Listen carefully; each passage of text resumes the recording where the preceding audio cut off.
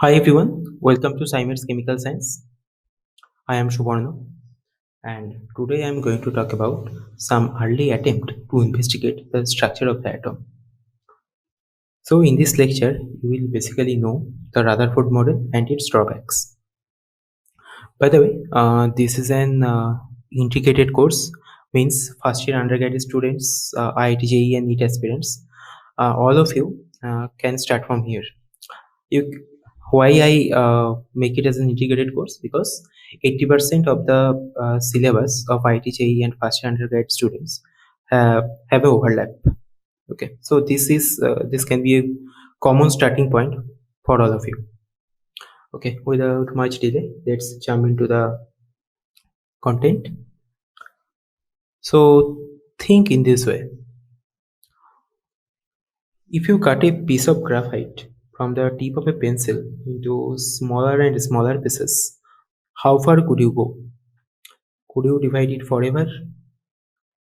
Or would you eventually run into some basic particles that were no longer divisible, not because of their sheer smallness, but because of the nature of the matter? This fundamental question about matter has been asked by thinkers over many millennia. One of the early attempts was made by Indian scientist Maharishi Conrad, who, in his book Conrad Sutra, gave atomistic view of the universe.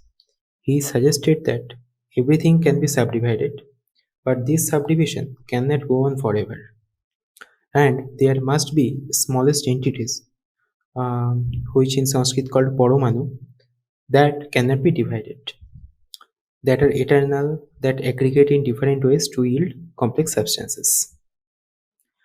Almost 200 years ago, scientist John Dalton came up with the similar ideas and said each element is composed of tiny indestructible particles called atoms. So if you could divide, uh, the graphite from your pencil tip into smaller and smaller pieces, you would end up with carbon atoms. So, so that means you cannot divide a carbon atom into smaller pieces and still have carbon. Atoms compose all ordinary matter. So if you want to understand matter, you must begin by understanding atoms. Okay. Okay. By the way, I guess all of you are aware that all of you have learned in your lower classes that what is the structure of the atom. That you know that there is in the center of the atom the super heavy nucleus is present. This is a nucleus, and electrons are revolving around that nucleus. And you can calculate how you know that how to calculate number of proton, how to calculate number of neutron, what is mass number, what is atomic number, etc. These are the things that you have learned in your lower classes. At the same time, you might also have the answers of, okay, what is the size of the atom, how was the positive and negatively charged distributed, how big is the nucleus, and why atom is stable. I guess all of you know, but you have known it in informative way. So in this lecture, I will tell you how how did science arrive at this picture. So that means why this is the structure of the atom, or why not this electron lies in the center and nucleus is revolving around this electron. Okay, so how did science answer these questions? So I will tell you in the stepwise manner how scientists approach to investigate the structure of that. Okay, that I will tell you. Hmm. Okay, so by the end of 19th century, scientists were convinced that matter was composed of atoms, the permanent, supposedly indestructible building blocks that compose everything. However, further experiments revealed that the atom itself was composed of even smaller, more fundamental particles. So, one of the discovery of the fundamental particle was discovery of the electron, which was done by scientist J.J. Thomson. Okay, and I guess I hope that you all of you know that his famous experiment, this cathode ray experiment, where he took gas at very low pressure at this Crookes tube, and he uh, sent electricity inside it, and he's actually observed some rays that is coming out, and it is nothing but later he discovered that it is nothing but the electron, which is, and he told that okay, the electron, it is negatively charged.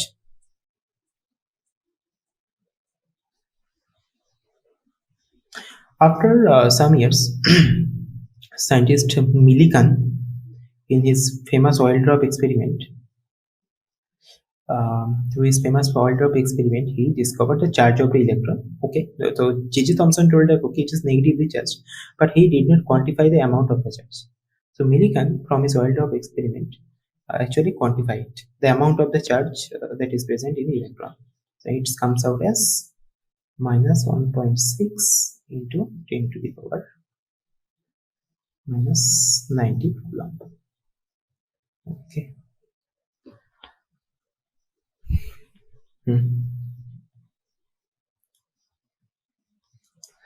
But this discovery of the negatively charged particle within atom raised a new question.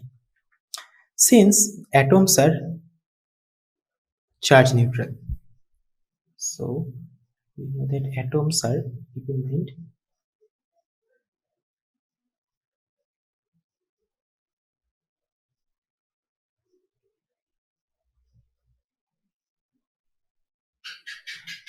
okay, so fundamental particle electron was discovered at that time, but at the same time, people also know that atoms are charge neutral species. So, so what will happen? This is a natural tendency that when matter does acquire charge imbalances, these imbalances usually equalizes quickly. So, just brush up your basic electrostatic knowledge, that we know that two positive and negative charge attract one another. Positive charge, two positive charge repel one another, two negative charge also repel one another. And if equal amount of positive and negative charge combines, they sum up to zero, right? That means they neutralizes their charges. So don't think that this neutralization uh, only occurs inside in an atom. This also occur in our natural phenomena. Like in this monsoon, you have experienced, I guess, this lightning. So the lightning, as shown in this figure, is an equalization of charge imbalances that develop during electrical storms. So basically, this negative charge accumulates inside in the cloud, and positive charge builds up on the ground, and electrical discharges equalizes this charge imbalance. So this is a natural tendency to neutralize whenever any charge imbalances occur. It will get neutralized. This is a natural tendency. So that means inside an atom, there must contain a positive charge that neutralizes the negative charge of the electron. But the next question is, okay, we might sense that positive charge is there, but how did the positive and negative charges within the atom fit together? So that is the question. Okay. How did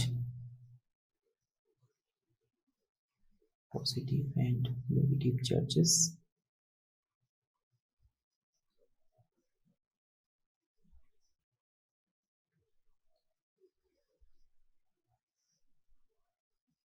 inside an atom are distributed?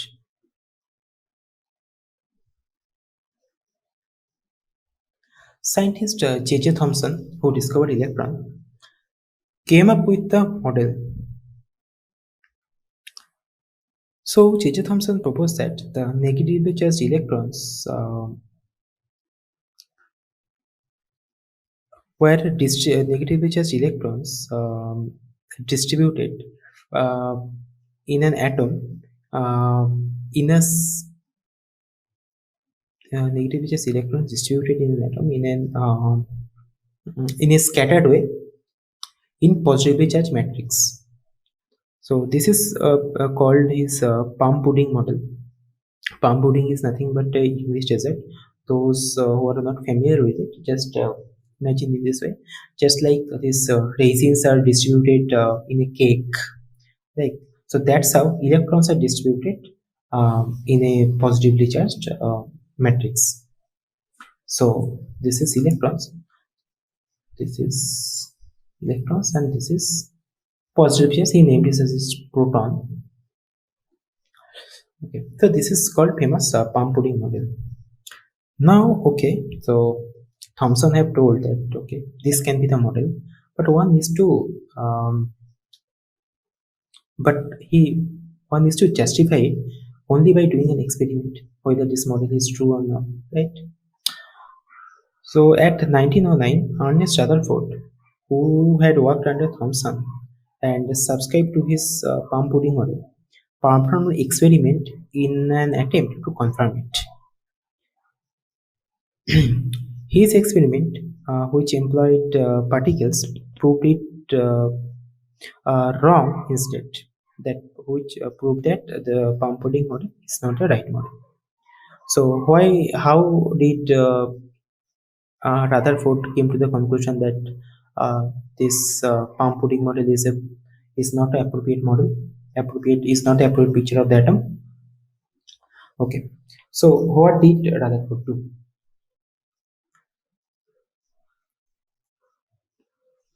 So, in this experiment, Rutherford directed the positively charged alpha particle at an ultra thin sheet of the gold foil, as shown in this figure. Okay, so this is the alpha particle. This is alpha particle. So alpha particle is right now is nothing. Just we have not. Uh, I guess that you have zero background on radioactivity. So right now, just understand that alpha particle is a heavy particle and it is highly positively charged. Okay, its mass is 4 times the mass of proton, and it has 2 unit positively charge of the proton. So it's a heavy positively charged species. Right now, just understand this much of understanding will help us. Okay, so so Rutherford directed his positively charged alpha particle at the ultrasonic sheet of the gold foil. So these particles were act as a probe of the gold atom structure. These particles were to act as a probe of the gold atom structure. So what is the expectation? If the gold atoms were indeed like a palm pudding or uh, indeed like a palm pudding with their mass and charge spread throughout the entire volume of the atom, so these high-speed alpha particles should pass right through the gold foil with minimum deflection. That is the expectation. Anyway, a better understanding will be so alpha particles are highly positively charged and heavier.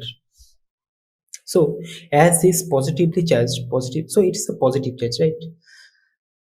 So as the positive charge, so only the if alpha particle would got deflected if it got repelled by this positive charge. That's a common sense from basic electrostatics. We learned this positive charge repel each other.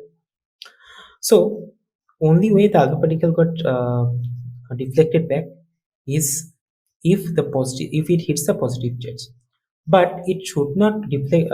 But as this positive charge is distributed all over the space, so it does not. So see, just it is situated in far. It is widely distributed. So if they are widely distributed, then this electric field generated due to these positive charges are not too strong to stop the alpha particle and deflect it back. It's a common sense. At the same time, electrons, mass of the electrons that uh, that was known already. It's 9.8 into 10 to the power minus 28 kg. 28 kg. So it's electrons are very क्या बोले, electrons are very light particles, so it's not possible for the electron to stop the other particles. So uh, Rutherford's expectation was most of the other particles will not most of the other particles, very less deflection of other particles was expected, and most of the particles will run through the atom if the comforting model was true.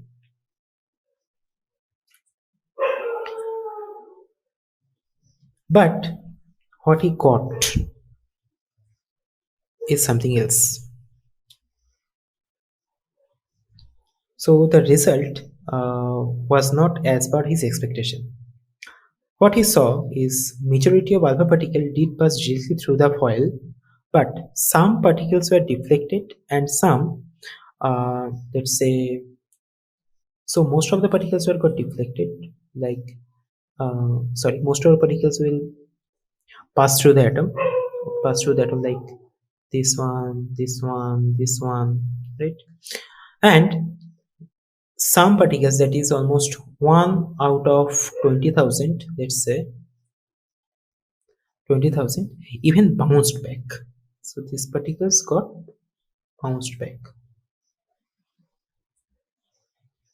Okay. So this result actually puzzled Rutherford. How can, if the comforting model was true, then how can it got deflected back? So Rutherford created a new model, a modern version of which is shown in this figure. So Rutherford was attempting to describe this experimental result. So he realized that to account for the deflection he observed, the mass and positive charge of an atom must be concentrated in a space much smaller than the size of the atom itself. Because if the positive charges are not concentrated in smaller spaces, or if it is not that much dense, then it would not deflect these high speed alpha particles, which are super heavy as well.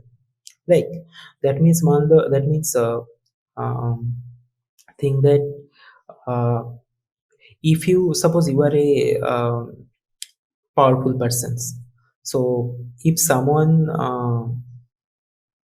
has to, so if you hit by someone, okay, so if someone push you back, then the opposite side person has to be stronger one, right? So it's similar the case. If other particles got has to be deflected by uh, deflected from the atom, then the positive charges, its positive charge and its masses should contained in a small core, in a very small position. So this small core is called as nucleus. So this is called nucleus. Okay, let me just.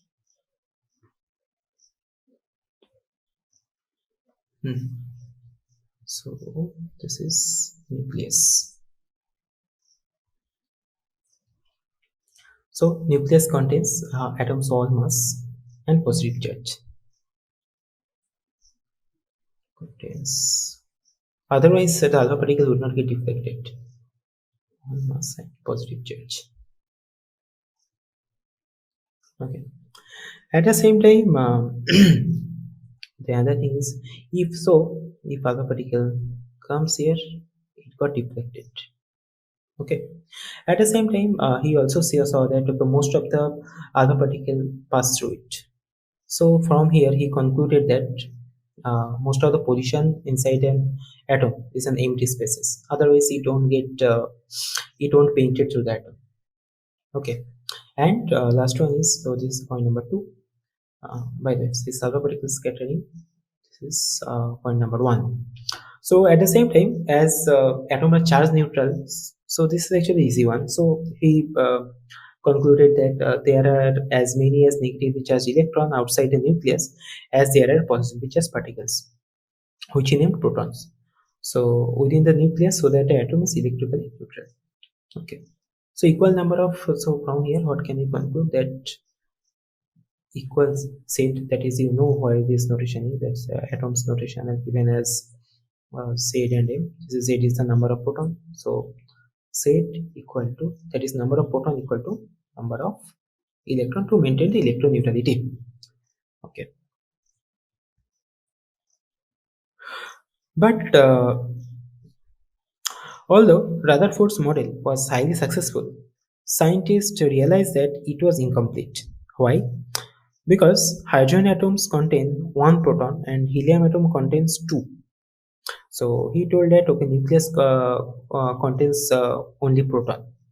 So if that's the case, so hydrogen atom contains one proton and helium atom contains two proton. So their mass ratio should be, expected mass ratio should be 2:1. It is mass of, if uh, a proton is the only responsible factor for the mass, then their mass ratio should be 2:1. That is expected.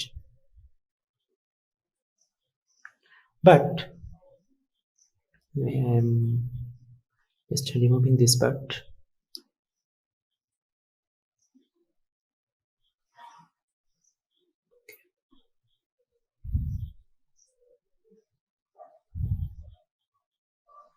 But the experimental results suggest that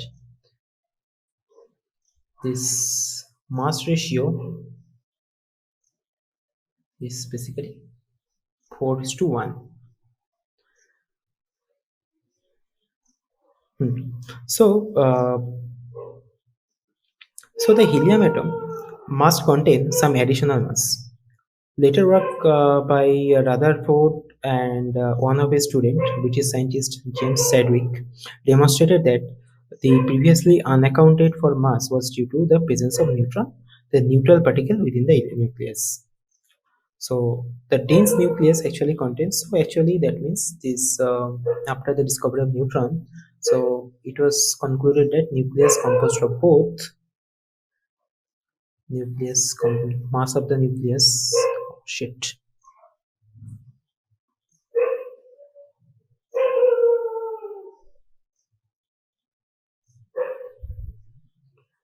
Is due to proton and neutron. Okay. Okay. So dense nucleus contains over 99.9% of the mass of the atom, but it occupies very little its volume. For an analogy, you can uh, you can think that electron is a football in a, and the atom is a whole stadium. That's how small the nucleus is.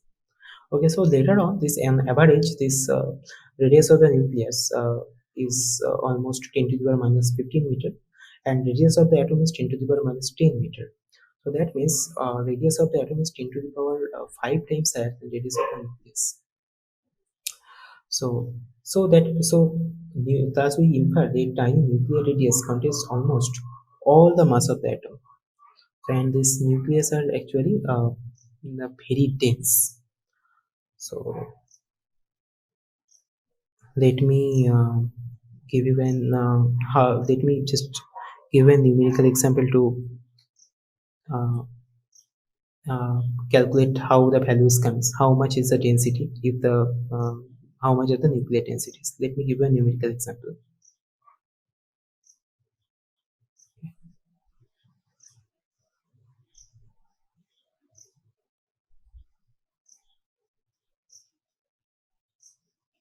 Okay, to get to know about the densities of the nucleus, let's calculate one numerical example.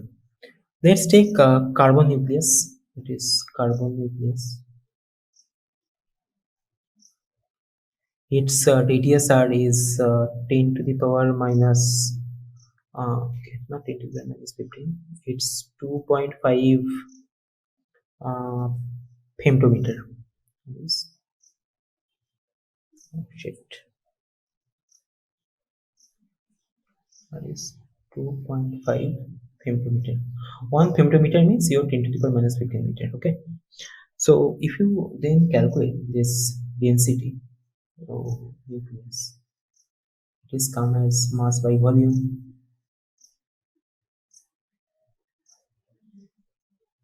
So it is your m by 4 by 3 pi r cube. So if you put the values, it comes as 3 into 10 to the power 70 kg per meter cube. So have you seen how much mass, how densities have shoot up here in 1 meter cube area, in 1 meter cube volume? Look at the mass, 10 to the power 70th order. So that's how dense the nucleus is. So again, this compare this with the lump of lead. Then if you put all the values, then the density comes as lead. It comes as 1.1 into 10 to the power 4 kg per meter cube. By the way, this value from carbon atom, value of density of lead has decreased from carbon because the radius of the lead is higher than carbon. That's why this factor, if this factor is increased, that's the density increase. But still, it's still high, very high. So we can conclude actually that a meteorite, if filled with nuclear matter, would weigh 1 million tons. That means if the small needlehead area, needlehead volume is occupied by nuclear matter, it would weigh couple of million tons, maybe. Okay. Now, actually, naturally, this nuclear matter is also present in space, and it is present in your neutron stars. Okay, natural example. So, what are the neutron stars? It's nothing but macroscopic object that have nuclear density. That's called the neutron stars. So they have a radius of they have a the radius of 10 to 20 km, and they consist entirely of nuclear matter. पूरा nuclear matter से ये बना है. So they have a mass of about 1.5 times mass of the sun to usually 3 into mass of the sun. So they are the super heavy object in the space. And you know what is the mass of the sun? Is sun equal to 2 into 10 to the power 30 kg. So this object is actually super heavy. Okay. So we have learned about the nucleus. Now let's turn from nucleus to the electron.